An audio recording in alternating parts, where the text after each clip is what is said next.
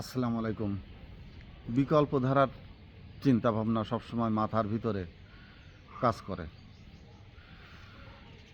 আজকের এই মুহূর্তের আলোচনা, কাকে নেতা বানাচ্ছেন, কেন বানাচ্ছেন? আমি আপনাকে নিয়েই আলোচনা শুরু করব। আপনি শিক্ষিত ছিলেন, স্মার্ট ছিলেন, একটি চাকরির উপযুক্ত ছিলেন, অথচ এদেশে কোটি কোটি শিক্ষিত ছেলেপেলের ভিড়ে আপনি হারিয়ে গেছেন, আপনি নিবৃত হয়েছেন, আপনি নির্যাতিত হয়েছেন। এদেশের দেশীয়, আপনি যে দেশে জন্মগ্রহণ করেছেন সেই দেশের মাতৃভূমির কাছেই, সরকারের কাছেই আপনি নির্যাতিত হয়েছেন। যে দেশ আপনাকে নাগরিকত্ব দিয়েছে, যে দেশ আপনাকে সামরিক সামাজিক মর্যাদায় মানব হিসাবে পরিচিত করে দিয়েছে, অথচ সেই সব জিনিসগুলোই আপনাকে আবার বিপর্যস্ত করে আপনার জীবনকে অত্যন্ত ঘৃণাভরে পর্যবেসিত করার জন্য সকল ধরনের উপাদেয় পথ অবলম্বন করেছে। আপনি যতটুকু শিক্ষিত ছিলেন, আমরা প্রথমে আলোচনা করি এদেশে কোটি কোটি বেকার যুবক কেন সৃষ্টি করা হলো এবং তাদেরকে কি উদ্দেশ্যে কৌশলে বেকার করে রাখা হয়েছে, তার প্রেক্ষাপট তৈরির পথ। আমি খুব ছোট্ট হবে আমার এই আলোচনা, অথচ এর ভিতরে আপনি বোঝার চেষ্টা করবেন। এই জন্যই আপনাকেই বলছি, আপনি শিক্ষিত ছিলেন, সমস্ত কিছু পাবার মতো যোগ্যও ছিলেন, অথচ কিছুই পাননি। আপনি নেতার বাড়িতে ঘুরেছেন, দিনের পর দিন, রাতের পর রাত নেতার বাড়ির বাইরে, কখনো মাটিতে, কখনো তাদের করে দেওয়া বেঞ্চে, কাছারি ঘরে বসে সময় কাটিয়েছেন। নেতা যেখানে গেছে সেখানেই নিজের পকেটের পয়সা খরচ করে ছুটেছেন দিক বিদিক নেতার দৃষ্টি আকর্ষণ করবার জন্য। অনেক অকাজ কুকাজকেও স্বাভাবিক করে নেতার দেখানোর চেষ্টা করেছেন। আপনার জীবনকে গড়ার জন্য আপনার পিতাও হয়তো অনেকবার নেতার পায়ের কাছে গিয়ে বসে থাকে, সে ধন্না ধরেছে, একটু বললে হয়তো আপনার কোনো ধরনের একটু চাকরির সংস্থান হতো। কিন্তু নেতার গোপনে তার এপিএস দিয়ে পয়সাও নিয়েছে, পয়সাটি আর হয়তো ফেরত দেওয়ার কথা নেতা মনে করেননি। তখন আপনি নিজেই কখনো শ্রমিক, কখনো কোথাকার নাইট গার্ড, কখনো ইজি বাইক চালিয়ে, অবশেষে হয়তোবা মাঠে লড়াই করেও না পেরে বাবার জমি জমা বিক্রি করে বিদেশে চলে গেছেন। বিদেশ থেকে 2-4-10 বছর খাইটিয়ে একটি বয়সে দেশে এসেছেন, এর ভিতরে বিয়ে হয়ে গেছে, সন্তান হয়ে গেছে, নিজে ছোট্ট করে একটি ঘর দিয়েছেন। নিজের স্বাচ্ছন্দ্যে চলার মতো করে আপনি যখন নিজেকে গঠিত করে সমাজের কাছে একটি পরিচিত মানুষ হিসাবে, ক্ষুদ্র মানুষ অথচ সবাই চেনে, অর্থনৈতিকভাবে মোটামুটি দাঁড়িয়েছেন, ঠিক সেই মুহূর্তে সেই নেতা আপনাকে খুঁজে বের করবে, আপনার বাড়িতেও চলে আসবে, আপনার পাশে গিয়ে বসবে, আপনার কাঁধে হাত রেখে, কিরে কোথায় ছিলি, কেমন ছিলি, আর তো তোর দেখি না, তুই অনেক ঘুরছিলি, চেষ্টা করছিলাম, করে দিতে পারি নাই, কি করব বল, অমুক কথা শোনে নাই, তমুক কথা শোনে নাই, পারি নাই, অথচ সদিচ্ছা করে নাই। কেন করে নাই? এই যে বেকার করে রাখা এবং নিজের চেষ্টায় স্বনির্ভর হয়ে এদেশে কোটি কোটি পরিবার যখন দাঁড়ায়, তখন প্রত্যেকটা নেতা তাদের কাছে আসে, ঠিক এইভাবে পাশে বসে বসে বলে যে আমি একটা পদ তোর জন্য খালি রাখছি, যে দলেরই হোক, তোর জন্য খালি রাখছি। অনেকেই আসছিল, আমি কাউকে দেই নাই, ওই সময় তোর উপকার করতে পারি নাই, এখন দেখি তোকে একটু উপকার করতে পারি কি না। তোর জন্য এই দলের, এমন একটা দলের কথা বলবে যে দলের ওই পোষ্য কুকুর টুকুররা, গরু ছাগল ঘোড়া ভেড়া দিয়ে তৈরি, দলের তো অভাব নাই, এমন কোনো জায়গা নাই সমাজের বিন্দুমাত্র যে সেই শব্দকে ব্যবহার করে রাজনৈতিক দলগুলোর কোনো অঙ্গ সংগঠন তৈরি হয়নি। তোর এইখানে দিয়ে রাখছি, থাক আমার সাথে, দেখে নেব। আমি আপনাকে আবারও প্রশ্ন করছি, এইসব নেতাদের কখন দরকার হয়, কী জন্য দরকার হয়? টিসিবি কার্ডের জন্য, বিধবা ভাতার জন্য, বয়স্ক ভাতার জন্য, মা বাবার বয়স্ক ভাতার জন্য, হয়তো ছেলে মেয়ের জন্ম নিবন্ধন, এইটাই সেটাই, এইসব কাজ ছাড়া এইসব নেতাদের কাছে আপনার তো আর যেতে হয় না। আপনি নিজে আয় করছেন, নিজে আয়ের পয়সা দিয়ে নিজের সংসার চালাচ্ছেন। কেন এই নেতার পদ নিয়ে তার কাছে বিক্রি হয়ে যেতে হবে? কিন্তু হয়ে যাচ্ছে, ওই যে একটা পদ পাচ্ছে, ওই পদ পেলেই সমাজের ভিতরে তার একটি মূল্যায়ন হবে, সে একটু অন্য ধরনের নেতা টেতা হয়ে যাবে, মনের ভিতরের একটা খায়েশ পূর্ণ হবে। ঠিক একই কায়দায় এই একই জীবনধারায় এদেশের শত কোটি যুবক বেকারত্বের বেড়াজালে। এটা একটি রাষ্ট্রীয় অপকৌশল, একটি রাষ্ট্রীয় খুব সুপরিকল্পিতভাবে যেমন শিক্ষিত করে তুলছে, ঠিক তেমনি শিক্ষিতের নামে কোটি কোটি বেকার। এদের কর্মসংস্থানের জন্য কোনো দলই কাজ করবে না। বিদেশে যে যায় একটি এদেশের নাগরিক, সরকারের বিন্দুমাত্র সহযোগিতা তো থাকেই না, বরঞ্চ সরকারগুলো যাওয়ার যত পথ ততটা জায়গায় ওই সরকারি দলের সিন্ডিকেট করে দেওয়া আছে। সমস্ত জায়গায় ধাপে ধাপে ধাপে ধাপে যত পয়সা লুটে চুষে কৌশলে তার কাছ থেকে নিয়ে নেওয়া যায়, এই রাজনৈতিক দলগুলোর অনেকগুলো ব্যবসার এটি আর একটি ব্যবসা।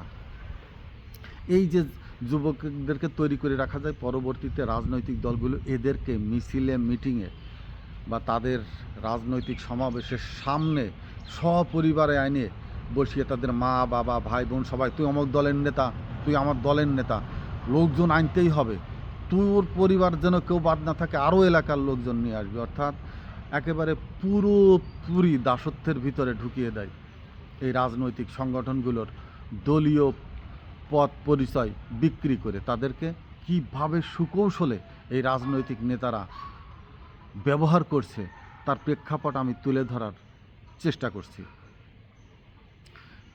সরকারি চাকরি যারই যেভাবেই হোক না কেন, হ্যাঁ, সরকারের যে কৌশল অবলম্বন করে, আমি আমলিগ আমলে যেটা দেখেছি, লোকে পর্যন্ত কখনো নেয়নি কিন্তু, বা ভ্যাকান্সি 300, 350, 400 সার্কুলার দিয়ে দিচ্ছে, ডিগ্রি পাস হইতে হবে, বয়স এই থেকে এই হইতে হবে, অনলাইনে দরখাস্ত করতে হবে, তার সাথে ফিস 100, 150, 200। এদেশে 3.5 থেকে 4 কোটি শিক্ষিত যুবক আছে।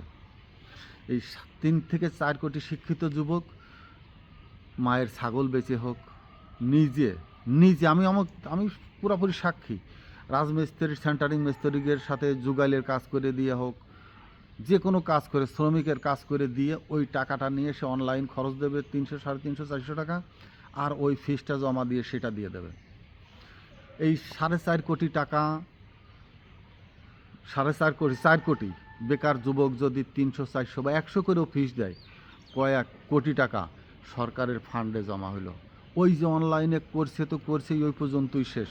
তারপরে আর কোনো দিন ওই সার্কুলেশনের পরীক্ষা বলেন, সার্কুলেশনের ভাইমা বলেন, বা পরবর্তীতে তার যে কী রেজাল্ট হলো সেটা আবার এই যুবক ছেলেরা জানতে পারে না। এমনিভাবে অনলাইন সেক্টরের থেকে যেমন এক শ্রেণীর অসাধু ব্যবসায়ীদেরকে দিয়ে যেমন তারা স্পেকট্রামের ব্যবসা করে যাচ্ছে, অনলাইনের ব্যবসা করে যাচ্ছে, তারা নেতারা যতটা এমপিবিএস খরচ হবে ততই তো তাদের ব্যবসা, সেখান থেকে অর্থ এই কোষাগারে জমা হওয়া, এই অর্থ বিভিন্নভাবে চিন্তা করে দেখেন, একটি সরকার রাষ্ট্র কিভাবে তার দেশের নিজের নাগরিকের সাথে প্রতারণা করছে, কৌশলে এদেরকে অভাবগ্রস্ত করে রেখে, এদেরকে নিঃস্ব করে রেখে, এদের বিভিন্ন এমন সরকার এমনগুলো কাম সৃষ্টি করছে যে সাধারণ মানুষকে নাজেহাল করার জন্য, এবং তারা যেন একটা ফর্মের ভিতর, একটা টিউবের ভিতর দিয়ে ঢোকার চেষ্টা করে। তারা মেম্বার তৈরি করেছে, তারা নেতা তৈরি করে সমাজের নেতৃত্ব দিয়ে মানুষকে বিভিন্নভাবে চেপে রাখবার। অর্থাৎ আমি এটা বলতে চাচ্ছি, যে গলা চিপে ধরে রাখছে সেও কিন্তু ওই গলা চিপার ভিতরেই আছে, সেও কিন্তু নির্যাতিতদের একজন, কিন্তু তাকে যে অলঙ্কৃত করা হয়েছে দলের পদ দিয়ে, সে দলের নেতা কিছু বলতে পারবে না। যাই নেতা যেই অপরাধ করুক বলবে তুই কথা বলিস কেন, তুই দলের নেতা, তুই যদি কথা বলিস। অর্থাৎ মানুষকে শৃঙ্খলিত করবার জন্য, মানুষকে কৃতদাসে বাকরুদ্ধ করবার জন্য সকল ধরনের অপচেষ্টা এই রাষ্ট্র পদ্ধতিতে আনয়ন করেছে এই 55 বছরের বাংলাদেশের অপরাজনৈতিক দলগুলো, অপরাজনৈতিক ধারাগুলো এদেশে একেবারে পথিতভাবে শিকড় গেড়ে বসেছে।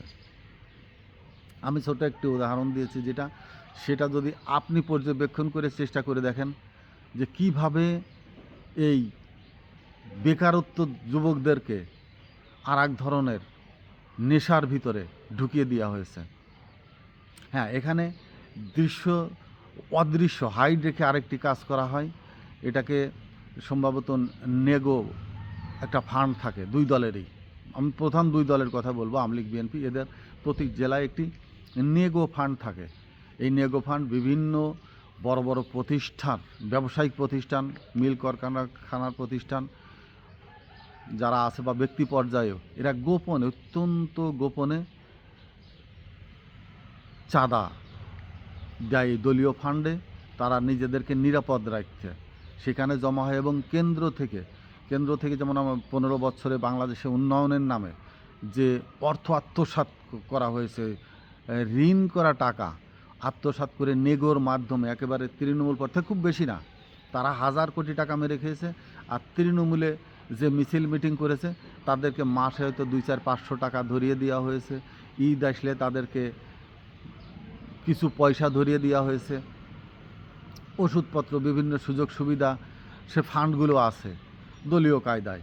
এইভাবে তাদেরকে জাগিয়ে রাখা হয়েছে, তাদেরকে ঘুম পাড়িয়ে রাখা হয়েছে, তাদের বাক রুদ্ধ করে, তাদের দৃষ্টিকে অন্ধ করে, তাদের কানকে বধির করে একেবারে সম্পূর্ণ কৃতদাসের যতগুলো কার্যকলাপ রাষ্ট্রের সরকারি দলগুলো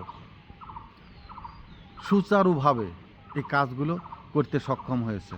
কিন্তু আমি যেটা চেষ্টা করে চেষ্টা করব, আমরা যারা ভোটার কি ওই একজন এমপি যে ওনারও কিন্তু একটা ভোট, আমি রিক্সা চালক, আমি শ্রমিক, আমারও একটা ভোট। তফাৎ শুধু তারা অনেক অর্থের মালিক হয়ে গেছে, আমাদের টাকা লুট করে নিয়ে আমাদের দিনহীন রেখে আমরা দিনহীন। পার্থক্য শুধু এটাই। কিন্তু ভোটের রাজ্যে, ভোটের ক্ষমতায় সেও এক ভোটের মালিক, আমিও এক ভোটের মালিক। এখন আমাদেরকে সুচিন্তার একটি মোক্ষম সময় এসেছে। নেতা কাকে বানাবো, নেতা কেন বানাবো? নেতা বানাবো তাকেই যে আমার মতো নিষ্পেষিত, সামাজিকভাবে, অর্থনৈতিকভাবে আমরা তাদেরকে নেতা বানাবো। কিন্তু যে বিলাসী বাবুরা গাড়িতে আসবে, কালো চশমা পরে, প্যান্ট শার্ট করে, এসি ঘরের থেকে বের হয়ে রাজপুত্রের মতো চেহারা, ওরা শুধু আপনার কাছে ভোটের জন্যই আসবে, নিজেকে নেতা বানানোর জন্যই আসবে।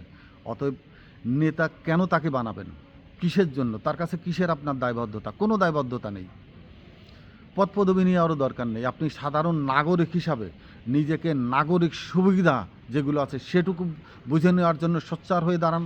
আপনার নেতার দরকার নেই, আমাদের নেতার কোনো প্রয়োজন নেই। আমরা গণতন্ত্রের দেশে প্রত্যেকটা নাগরিকই নেতা। আলাদাভাবে নেতা চিহ্নিত করে আপনার বুকে তীর মারার জন্য, আপনাকে নির্যাতিত করার জন্য, আপনার পিঠে চাবুক মারার জন্য, আপনার মাথায় কারো পা তুলে পা মোছার জন্য নেতা তৈরি করার কোনো প্রয়োজন নেই। যদি নেতা বানাতে হয় আপনার ইচ্ছায় তাকে নেতা বানাবেন, কিন্তু কারো আবেগপূর্ণ কথায়, কারো মিষ্টি কথায়, কি আপনার ঘাড়ে হাত দিল, কে আপনার পিঠে হাত দিল, পিঠ চাপড়ালো, কে 10 জনের ভিতরে আপনাকে বুকে টেনে নিল, এগুলো সবই সিনালি বেশ্যাবৃত্তি। পতিতাদের মতো এরা নিজেরা ব্যবহৃত হতে আসছে। এরা পুরুষ পতিতা। নিজেদেরকে আপনার বুক মিলানো মানে তার শরীর আপনাকে দিয়ে সে নেতা হতে এসেছে। আজকে এখন সময় এসেছে নিজেদেরকে চিনবার, নিজের হাতে কতটুকুন ক্ষমতা আছে সেটা বুঝবার। নেতা বানাবেন, কেন বানাবেন? বারবার নিজেকে প্রশ্ন করুন, বারবার নিজেকে নিজের মতো করে চিন্তাভাবনার মুক্ত অবকাশ তৈরির ক্ষেত্র তৈরি করুন। তবেই দেশ পূর্ণ নাগরিক সুযোগ সুবিধা পাওয়ার সকল সুযোগ সুবিধা নিয়ে নেতারা আপনার কাছে আসবে। কিন্তু সেই জায়গাটা আপনাকেই তৈরি করে নিতে হবে, আপনাকে তৈরি করে দিতে হবে। আপনি যদি ছল চাতুরি এবং মিষ্টি কথার আবেগপূর্ণ নাটকের স্ক্রিনশটের ভিতরে পড়ে যান, বিকৃত হয়ে যান মাত্র 500 টাকায়, 1000 টাকায়, বা একটা শার্টের জন্য বা এক জোড়া জুতোর জন্য ধিক্কৃত হোক আপনার মস্তিষ্ক। কোনো কিচ্ছু নয়। আমি যেমন আছি, আমি খালি পা হেঁটে বেড়াবো, আমার যে ছিঁড়া নোংরা জামা আছে সেটাই পরে বেড়াবো। আমি দিনে একবার খাবো, কিন্তু কোনো নেতার পয়সা নিয়ে কোনো ব্যক্তিকে নেতা যেন আর না বানাই, সেদিকে সজাগ দৃষ্টি রাখবো। এই আশা ব্যক্ত করে প্রত্যেকটা দেশের নাগরিকের কাছে আহ্বান জানিয়ে আমি আজকের এই বক্তব্য এখানে শেষ করছি। আসসালামু আলাইকুম।